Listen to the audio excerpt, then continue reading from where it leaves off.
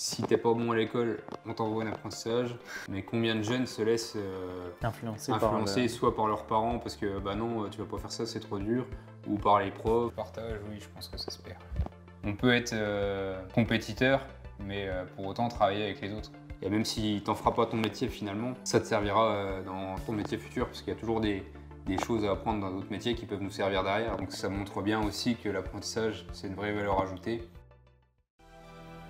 Bienvenue dans Ferment Mind, le podcast qui pétrit la pensée et façonne les idées. Je suis Étienne Volk, boulanger passionné, et je vous invite à plonger avec moi dans l'univers de la boulangerie, où chaque épisode est une opportunité de faire fermenter nos esprits. Dans cette émission, je m'entoure d'invités passionnants qui partagent leur expérience et leur connaissance du métier. Ensemble, nous explorons les enjeux sociétaux, éducatifs et climatiques qui entourent notre profession, pour nourrir non seulement nos connaissances, mais aussi nos consciences. Préparez-vous à un voyage où la passion se marie à la réflexion profonde. Ferment Mind, là où la chaleur du four rejoint la chaleur des idées. Alors, juste avant de commencer cette émission, je voudrais vous informer que lors de l'enregistrement de celui-ci, nous avons eu plusieurs problèmes techniques, de caméra, de batterie, ce qui nous a obligés à tourner en plusieurs fois. Et vous pourrez le ressentir au niveau du son et au niveau du cadrage. Ce qui fait aussi que par moments, j'étais un petit peu déconcentré parce que j'avais peur que mes caméras me lâchent. Et je m'en excuse vraiment, je suis désolé pour ça, on a fait au mieux. Et ne vous inquiétez pas, lors des prochaines émissions, ce sera d'une bien meilleure qualité. Merci à vous tous et je vous souhaite quand même une très bonne écoute et à bientôt. Vous êtes actuellement en train d'écouter la troisième et ultime partie de cet épisode de Ferment Mind. Comme d'habitude, pour un souci d'ordre chronologique et de compréhension, je vous conseille très fortement de commencer par la première partie. Voilà, j'espère que cet épisode va vous plaire. Très bonne écoute à tous. Donc dans cette rubrique, l'esprit de partage, je vais revenir avec quelques petites questions bien ou mal. Tu es prêt pour ces questions? Alors, bien ou mal, la culture des concours en boulangerie, pâtisserie? Bien. Bien ou mal, l'effet de la compétitivité sur la mentalité des personnes? Bien. Bien ou mal, d'avoir une éthique et des valeurs fortes en boulangerie-pâtisserie? Bien. Bien ou mal, d'encourager les jeunes à suivre des formations qui ne correspondent pas à leur passion initiale, mais qui leur offrent des meilleures opportunités et perspectives de vie? Bien. Ok. Bien ou mal, la vision du grand public sur l'apprentissage en 2024? Tu peux répéter la question? Bien ou mal, la vision du grand public et des gens en général sur l'apprentissage en 2024? Mal. Ok. Et dernière question, bien ou mal d'être très passionné? Bien. Ok, merci beaucoup. On va revenir sur les questions un peu intéressantes. Il y a une question auquel je ne pensais pas que tu aurais répondu bien, mais c'est plutôt intéressant, Justement, on parlait d'esprit... Toujours entre deux, hein. Ça dépend. Toujours entre deux. C'est le but de ces questions-là. C'est le monde n'est pas du tout blanc ou noir, c'est toujours gris. Chaque question que je t'ai posée peut avoir un bien et un mal. C'est tout à fait le principe. Je voudrais revenir sur l'esprit de compétition. Est-ce que tu trouves que, en boulangerie, comme pas forcément d'ailleurs, hein, on est en pâtisserie ou même dans d'autres domaines, que la compétitivité et l'esprit de compétition est quelque chose d'important et qu'on devrait continuer de promouvoir, ou que la compétitivité a des défauts qu'il faudrait peut-être calmer sur les gens? Bah, ça c'est propre à chacun. Moi je l'ai, personnellement. J'adore la compétition. J'ai toujours fait beaucoup de sport. Enfin, moins maintenant, ça se voit. Mais Oh non, ça va. avant de commencer à vraiment beaucoup travailler, je faisais énormément de sport. Bon, j'ai jamais excellé dans aucun domaine, sinon bah, je serais peut-être pas pâtissier à cette heure-ci, hein. Si j'avais été bon dans le sport, vu l'argent que ça brasse, c'est sûr qu'à un moment donné, le choix il aura peut-être évolué là-dessus. Mais bon, je suis trop passionné pour ça, donc dans tous les cas, je suis là. Mais je pense que ça a du bon, parce que moi j'ai l'esprit de compétition et je sais que quand je vois quelqu'un qui est meilleur que moi, bah, ça me pousse à me dépasser pour essayer de faire encore mieux. Ah, mais tu as le bon esprit de compétition quelque ça. part. Parce Après, pour certaines personnes, ça peut être néfaste. Moi, je sais que rien que quand j'ai passé mon brevet de maîtrise l'année dernière, le poste devant moi, c'est quelqu'un que j'apprécie et qui est vraiment très bonne dans notre métier. Et en fait, bah, elle a fini major de promo. Moi, je suis juste derrière, hein, pas de beaucoup, mais elle finit major de promo. Je suis déçu de ne pas être premier parce que parce que voilà, je voulais faire mieux qu'elle, mais elle mérite sa place parce que bah, elle a vraiment bien bossé. Et moi, enfin, quand on était dans le truc, dans tous les cas, on s'est soutenu. C'est de la compétitivité, mais à titre plus personnel, on va dire, parce que quand on est dans le truc, ben, à un moment donné, on est là, on fait le même truc, même si c'est des buffets différents à la fin, on a le même sujet et on a les mêmes contraintes, donc on peut être compétiteur, mais pour autant travailler avec les autres. Ça nous pousse à nous T'as améliorer. raison. Puis c'est vrai que c'est quand même assez positif dans ce sens-là, ouais, parce que toujours essayer d'aller vers l'excellence et vers toujours meilleur que ce qu'on peut être. Si Euh, c'est de la compétitivité pour être meilleur que quelqu'un, juste pour se mettre en avant et se montrer, En fait, c'est négatif, je chaque, pense. la compétitivité a plusieurs formes et plusieurs aspects. Tu vois, C'est ça. cette compétitivité dont on parlait est bénéfique, mais tu as la compétitivité salariale, par exemple, dans des entreprises entre plusieurs employés, tu sais, pousser à la compétitivité pour que l'un soit meilleur que l'autre et qu'ils se mettent des bâtons dans les roues. Tu vois, là, on va tout de suite partir sur des C'est ça. compétitivités qui ne sont pas forcément intéressantes. Et par exemple, je voudrais revenir sur la compétitivité. On parle des concours. Moi, j'aimerais bien savoir ce que toi, tu penses des concours qu'on peut avoir en boulangerie, en pâtisserie, où c'est des concours un peu plus régionaux, tu sais, où bah, la concours du meilleur croissant, de la meilleure baguette. Est-ce que tu penses qu'ils sont légitimes ou Alors, que c'est un peu du bullshit? ce type de concours, ceux-là en particulier, je suis pas forcément pour, parce qu'il y en a beaucoup qui vont faire un produit juste pour le concours, où je pense que les concours sont un peu pipés, de toute façon tout le monde se connaît, c'est jamais vraiment Ouais, à l'aveugle qu'on présente nos c'est ça. produits, tout le monde nous connaît, donc Qui est un peu le fournisseur ouais, qui c'est ça. Donc sponsorise le. il suffit de connaître tout le monde, d'être bien placé, je pense, pour gagner le concours. Ok. Je dis pas que c'est pareil dans tous les cas, parce que j'en Oui, connais oui, qui tout à fait. ont Ouais. déjà gagné, qui sont excellents, mais dans la plupart des cas, ceux qui gagnent ou qui sont sur le devant, bah, c'est bien, ils ont une belle image dans la boutique, ça leur fait de la pub, ça leur fait de l'argent aussi parce qu'ils attirent du monde, mais au final, le produit qui est présenté le jour du concours n'est pas forcément celui qui est Mm. présenté en boutique. Après, il faut relativiser, parce que il y a des gens qui vont aller critiquer un produit dans une boutique, à un moment donné, ils y seront allés qu'une fois.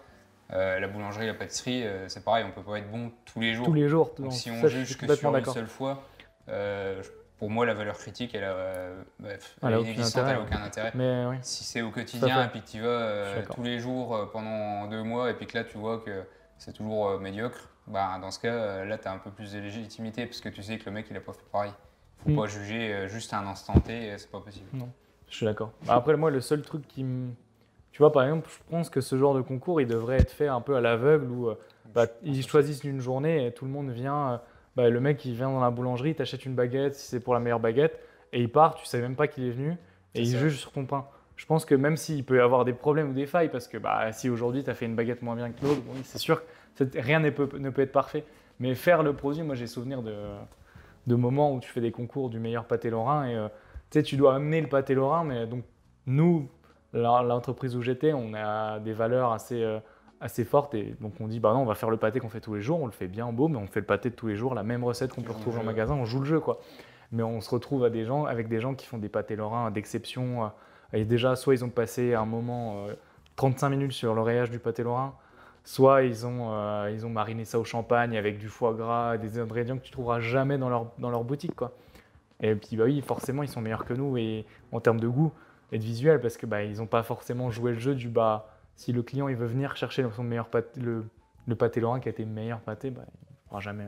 Après, c'est à double tranchant parce que tu es le meilleur, mais si derrière les clients viennent, t'es pas capable de présenter le même produit et que tu as un truc Oui, le moyen, karma il vient après. ça peut faire aussi une image négative. Donc, c'est vrai Tout que à fait. ce genre de concours en particulier, je suis pas forcément Mais ça pour. nous ramène à l'éthique et les valeurs dans l'artisanat dont on a déjà bien parlé précédemment. Mais toi, quelles sont pour toi les valeurs fondamentales que tu as ou que tu penses avoir pour être passionné et qu'il faudrait en boulangerie ou en pâtisserie ou en général?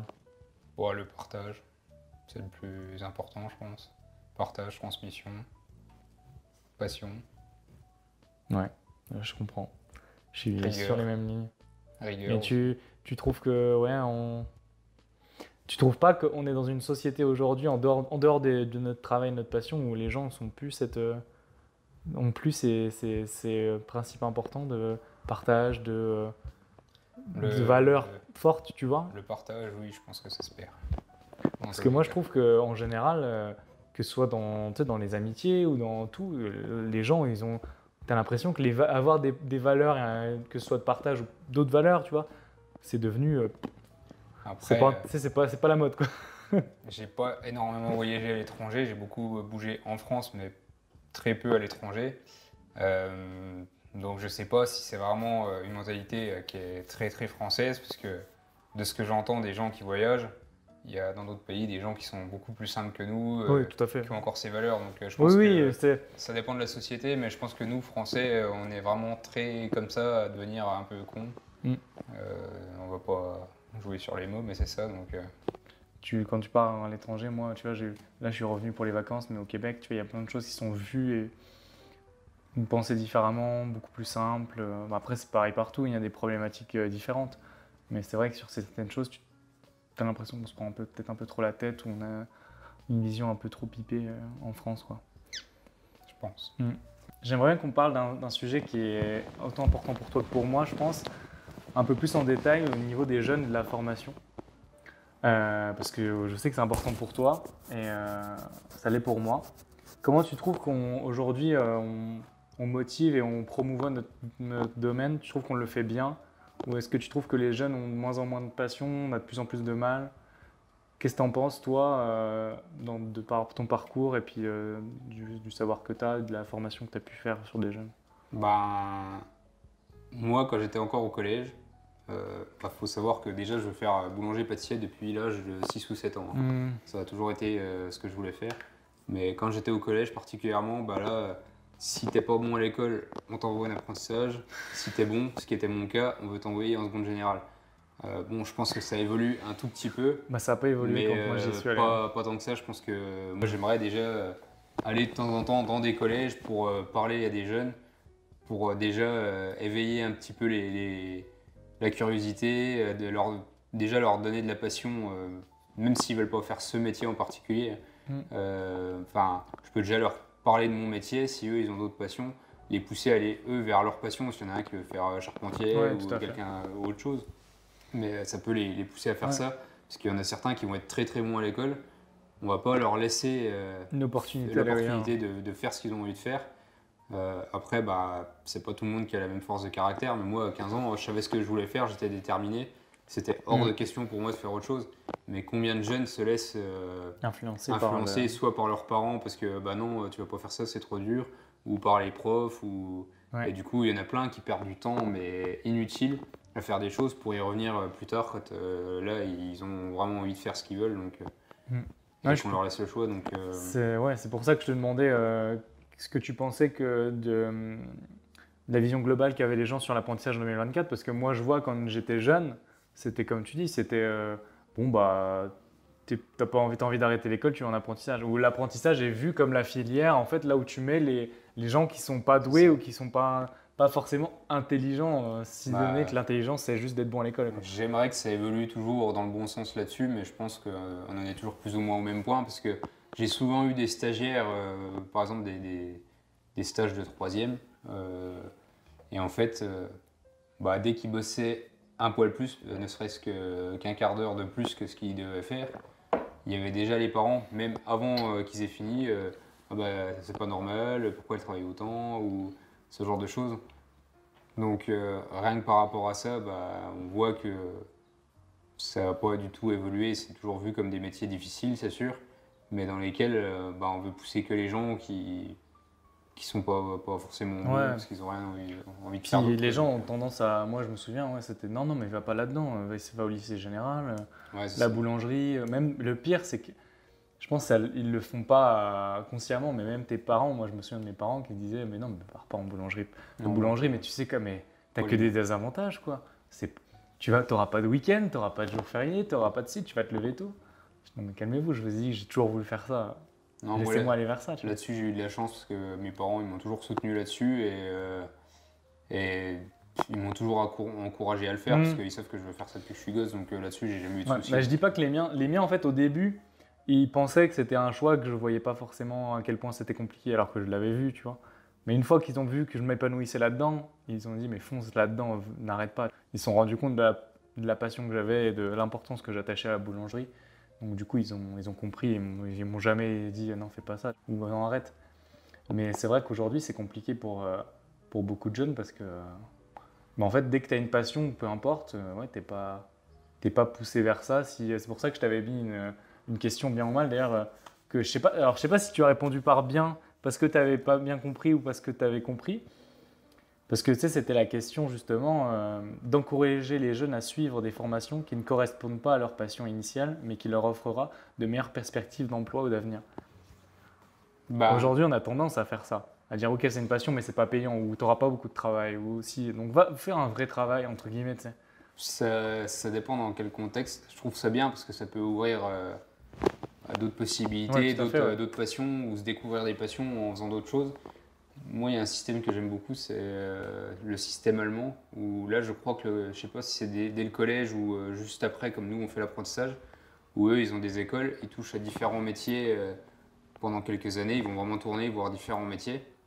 Et après, bah, ils pourront se tourner vers le métier, par Qui leur exemple, impose plus, hein. qui leur auront plu, vraiment.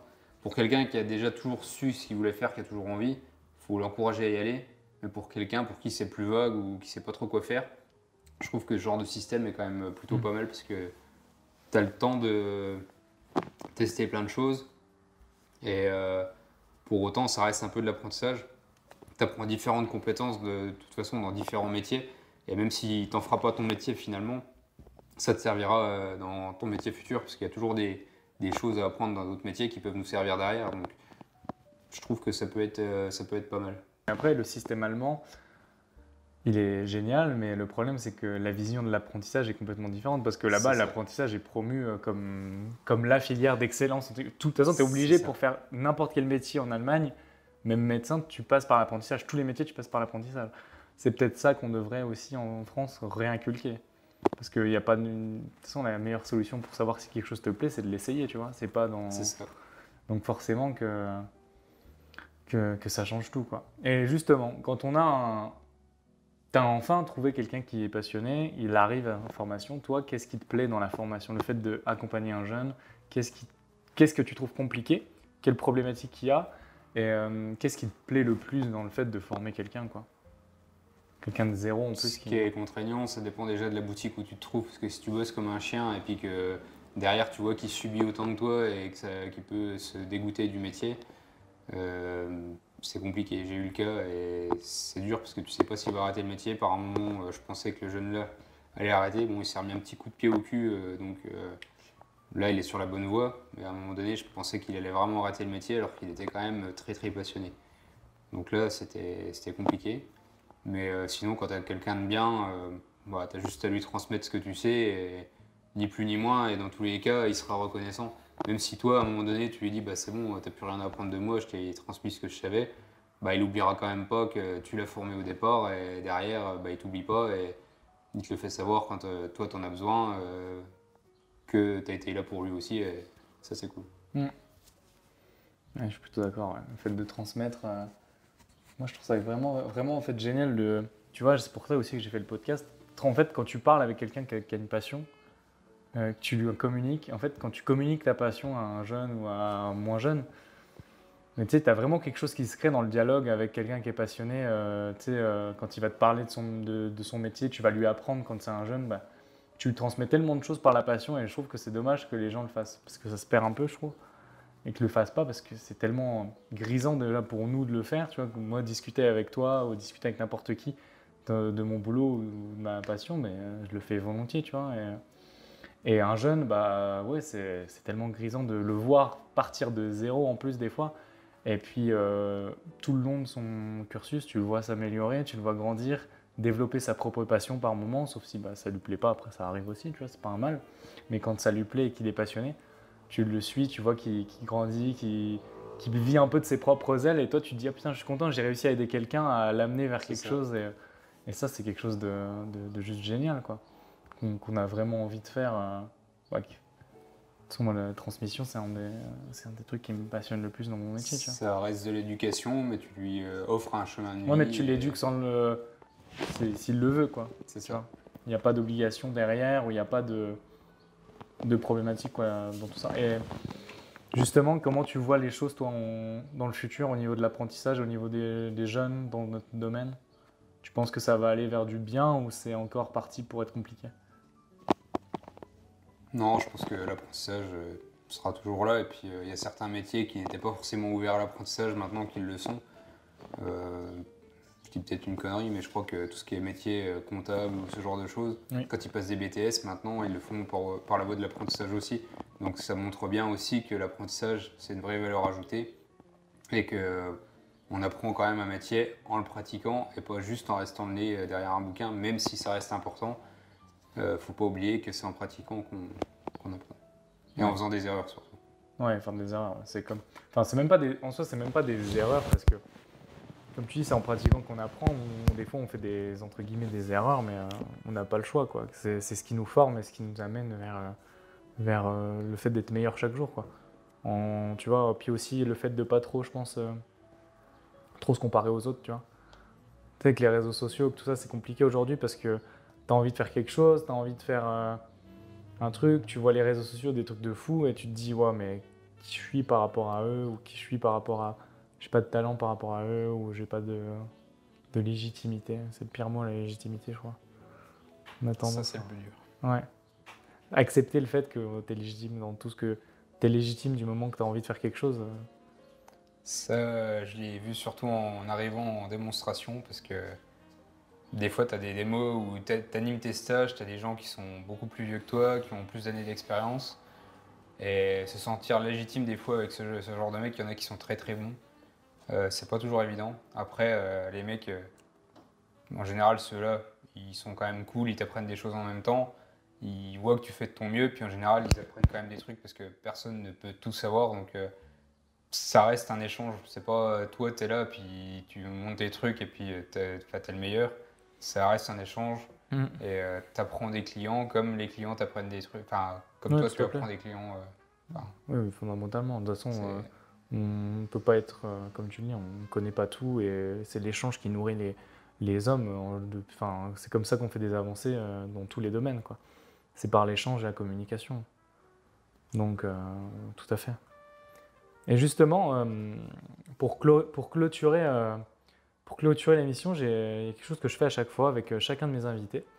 Moi, mon podcast, je l'ai un peu axé sur 3 piliers pour moi qui sont fondamentaux dans mon podcast, mais aussi dans ma vie en général, qui sont le savoir, la transmission et la bienveillance.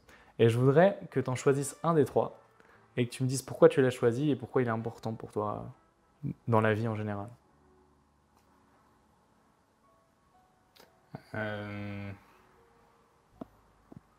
J'hésite entre transmission et bienveillance. Je dirais bienveillance. Bon, après, C'est très complémentaire de toute façon. je suis peut-être plus dans mon boulot de tous les jours qu'au quotidien dans ma vie à côté. Mais non, la bienveillance, je trouve que c'est important parce que chacun va évoluer à son rythme. Le plus important, c'est de pousser les gens à faire de leur mieux. Ça ira pas toujours comme on veut, ça évoluera peut-être pas suffisamment vite comme on aimerait, mais en restant bienveillant, les gens ils se braquent pas et puis ils restent toujours à l'écoute. Donc je pense que c'est plus facile aussi derrière de transmettre quand on est bienveillant au départ. Ok. Merci beaucoup, Renaud. Je t'en prie. C'est la fin de la 3e et dernière partie de notre émission. Merci d'avoir été avec nous jusqu'ici. Avant de nous quitter, je voulais faire une petite annonce spéciale. Nous avons préparé une vidéo bonus où nous dégustons le délicieux gâteau de voyage de Renaud. Cette vidéo exclusive est disponible uniquement sur notre chaîne YouTube. En plus, vous pourrez y retrouver la recette pour tenter de réaliser ce gâteau chez vous. N'hésitez pas à nous y rejoindre pour découvrir cette dégustation gourmande et partager ce moment avec nous. À très bientôt sur YouTube. C'est déjà la fin de cet épisode de Fermente Mieux. Je tiens à remercier chaleureusement notre invité d'avoir partagé son expertise et son expérience avec nous aujourd'hui. Un grand merci également à vous, chers auditeurs, pour votre écoute attentive.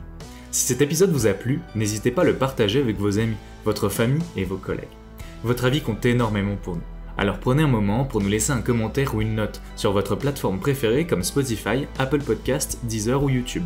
Un j'aime ou 5 étoiles, bien évidemment. N'oubliez pas, vos retours sont précieux. Partagez vos avis, vos réflexions et vos idées en commentaire. J'ai hâte de connaître votre point de vue sur les sujets que nous avons abordés au cours de cette émission. Restez connectés, car de nombreux autres épisodes passionnants sont à venir, avec toujours plus d'invités inspirants et de sujets captivants. Merci encore pour votre fidélité à Fairmont Mind, le podcast qui pétrit les idées et nourrit les esprits. À très bientôt.